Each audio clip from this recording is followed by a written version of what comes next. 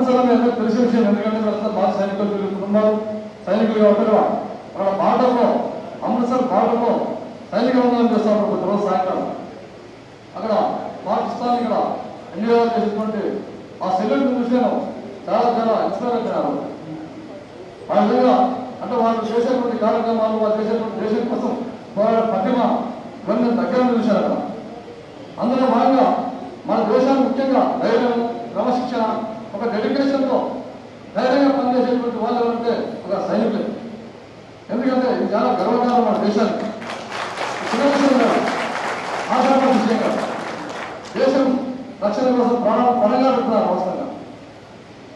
అక్కడ కూర్చున్న 10 నిమిషాలు మాకు చాలా చాలా అనిపించింది.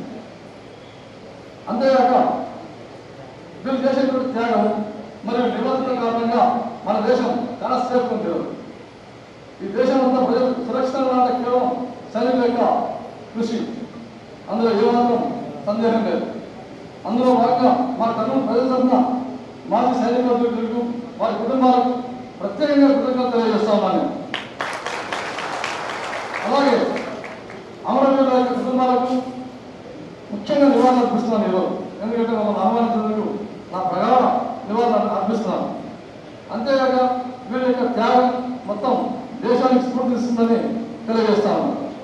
ఇకపోతే మాజీ సైనికులకు వారి యొక్క కొన్ని ప్రాబ్లమ్స్ ఉంటాయి. ఎందుకంటే వారి బిఎస్ఎం వారి యొక్క సంక్షేమం కేవలం బాధ్యత మాత్రమే కాదు. ఎందుకంటే మా యొక్క కర్తవ్యం కూడా ఓ ఎంపీగా మేము పార్లమెంట్లో ఉన్నాం కాబట్టి మీ యొక్క యోగక్షేమాల విషయంలో ఒక బాధ్యత కాకుండా ఒక కర్తవ్యం మీ యొక్క ఆశయాల సాధన ముందుంటానని చెప్పేసి అందరూ తెలియజేస్తా ఉన్నాను.